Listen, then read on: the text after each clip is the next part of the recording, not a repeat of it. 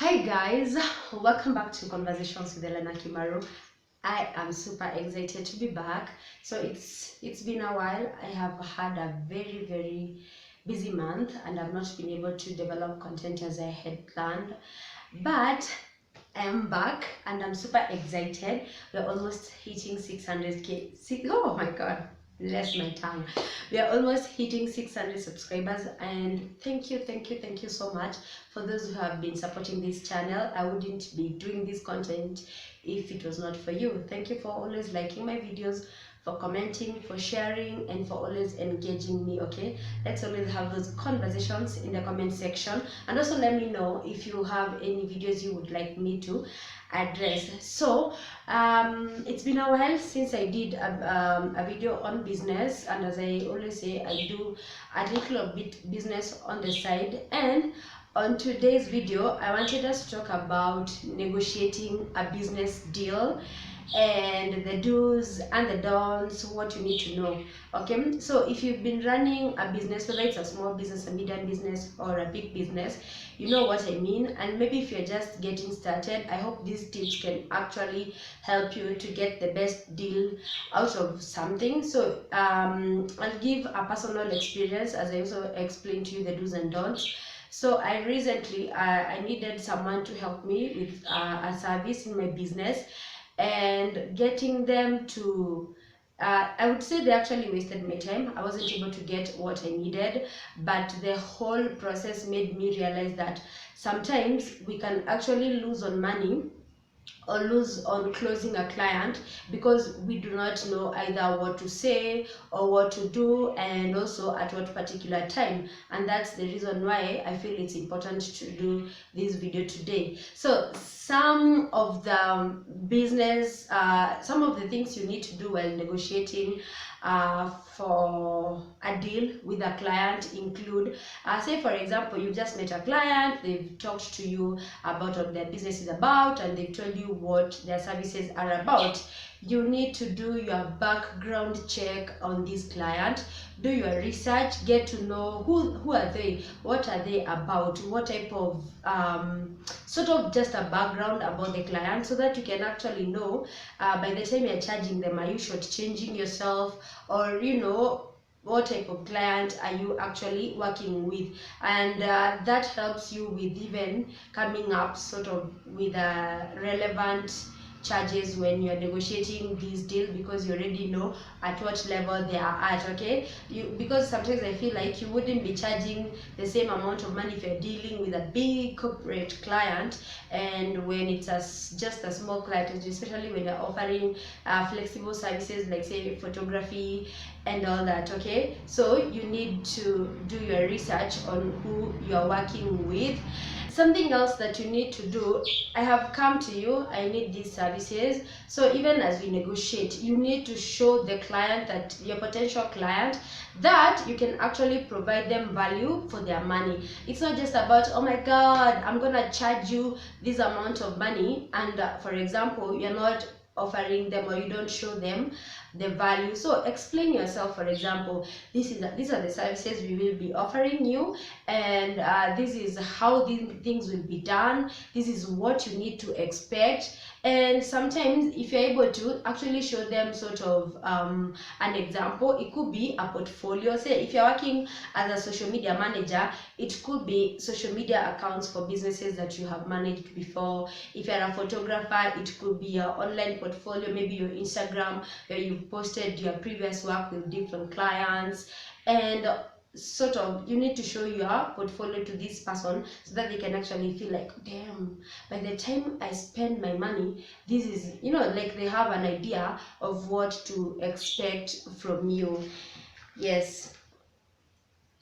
And then I also feel like, and especially this goes to service providers, I think you need to have like sort of packages. I feel like for example, let's look at these telecommunication companies like Safaricom. They usually have different types of packages, because they know that their what is it called, their clients, you know, they vary. There's the very, you know, people who earn very little, people who are middle income earning, and then there's also people who are able to spend a lot of money. So they have developed different packages. Say for example, if you're looking for internet or SMS services, you're able to get them. It's customer friendly or pocket friendly depending on whatever level you are at. So especially if you're offering a service, I think it's super important to have like different types of packages that can accommodate a client. Don't go from like, hey, I don't think I can provide that service for you. So the goal here is to first like hear the client out and what they're about, what do they need, and are you able to like offer them a particular package? Are you able to customize that for them? Are you able to lower a price for them? And I'm not saying that you start giving clients freebies, but at the end of the day, I feel like the more flexible you are with your rates and all that, and you try to cater for different clients, okay, it kind of helps you. And especially if you're a small business and you're trying to like build a brand and all that, you cannot just always brush people off and all that, okay? You have also to remember, you're also trying to build a brand, you're also trying to build a portfolio. So I would suggest that you have like flexible packages to cater for different needs and for different clients at different levels, okay? Because as I was telling you, I was looking for someone to offer me services, and I didn't hear any sort of, they were not giving me a good reason why they were charging a certain amount of money. They were not showing me their portfolio. There was nothing to show for the amount of money that they were charging me. So at the end of the day, you're left wondering, okay, so I'll spend my money, and yet I am not even sure of what to expect. So it's important to kind of put the client in a space or in a place where they feel like, yes, by the time this deal is done, this is what I should expect. So, and you need to articulate this. If you want to really charge a lot of money for something, you also need to articulate it. You're like, okay, the reason why I'm charging this amount of money, it's because you will get 1, 2, 3, 4, whatever. So that you reason with the client so that they can be like, oh, by the way, it kind of makes sense. And then also, even as you're thinking about how much to charge this client, it's always good to think about the industry charges or standard charges that are already there. Like if this client left, how much would so and so charge them, or how much would they be charged by other vendors or other people who offer the same service? Because if, for example, you are offering way beyond and these clients can get the same value for less, trust you me, you will be left with no business and they will go work with a different person. So it's always important to think about what are other people offering or charging, and how can you customize this to suit the needs of this client and whatever they are asking, okay? Those are some of the do's that you need to actually know before you negotiate a deal. And I would also say, always know your value, and always aim at giving quality. It's not just about like, because if you already place yourself at a particular position, that means you've branded yourself. Then you need to know what you're worth, even in terms of time, in terms of resources. How much would a particular deal require, resources, time, and all that, and skills. And then also the quality you're willing to give this client. So I think at the end of the day, when you're negotiating a business deal, it should always be a win-win situation for both parties involved. It's not just about you. Okay, you are out here to make money, but then will the client be satisfied with the service that you're offering? Or they'll be like, if I knew, I would have not contracted them, I would have gone for someone else. Yes, and I think those are some of the do's, some of the don'ts. Now, so when I was talking to this person and I needed the service, they were like, oh, the reason why I'm gonna charge you this, it's because I actually went to school. Yes, I actually went to school to do this. And in my head I'm like, yeah, all of us have gone to school at some point. We've specialized in something. You cannot use that line while negotiating, it will not work. It will backfire on you. Stop telling people that you've actually gone to school. The reason why they have actually come to you, it's because they already see there's something in you. It's because they see that you can be able to provide this service. So stop reminding them that you went to school. People out here, some are going to school. School is just, what is school anyway? People even learn some of these skills on YouTube. That is school for them. So school is so relative. Don't use that to negotiate a deal.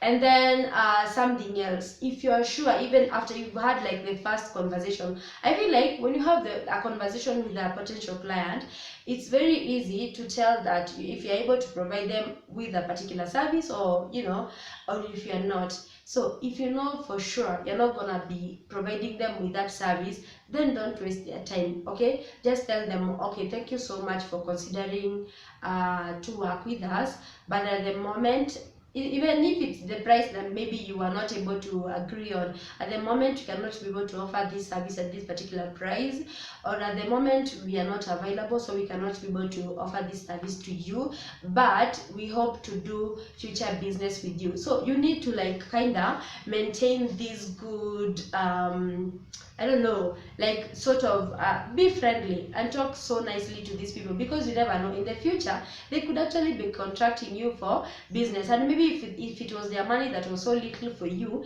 maybe in future, now when they already have enough, they'll come to you, they'll be like, by the way, that guy or that girl, they really talk to me so nicely, and I think I can actually contract them for my services, because now I can afford them. But if you don't do that, if you don't wrap it up in a good manner, then these people will not ever consider you. Okay, and then something else, especially that came up from the previous the previous person I was talking to, was the fact that, oh, they want to charge me this particular amount of money because I have actually worked with other clients, and this is how much I was charging them. As I said, different packages for different clients if it's possible, and if it's not, you make it known as soon as possible so that you don't waste each other's time.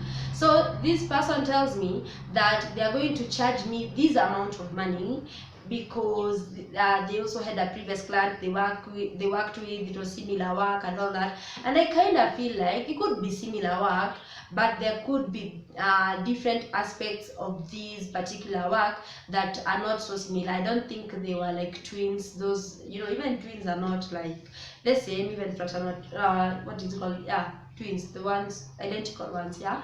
So when negotiating a deal, stop bringing up deals that you've had before with other clients and referencing them. You need to look at this particular client because they are looking for your services. What is this need they have? Are you able to fulfill this need? Do you feel satisfied by how much they want to pay you for your services? And if you are not, then you need to bounce. You need to go. You need to tell them that you are not able to do that. But stop referencing things you've done before, because now we are not talking about your former clients. We are talking about me. I am here. I want you to deliver this, and that. Are you able to? If you're not able to, let me know so that I can walk away and save you time, save my time, save our energy and all that. Okay, are we together? Now for me, I'm picking back on my experience because this is something I've gone through, and it's just like in this 1 month when I have been away. That's what I experienced while working with someone. So I feel like, and especially for us millennials, as young people, these things are not taught in school. Sometimes we just find ourselves in places or in where we need to do this and that, we need to negotiate for a deal. I feel like if you continue making the same mistakes, we are going to shortchange ourselves, we are going to shortchange our businesses, and we are going to lose on clients because we've not learned the art of negotiation. And I'm not actually the best negotiator out here. I think like it's something I am learning over time to speak up when I'm not satisfied with something, and to also be able to tell someone like, okay, this is what I'll provide you for this value, and this is how this will go down.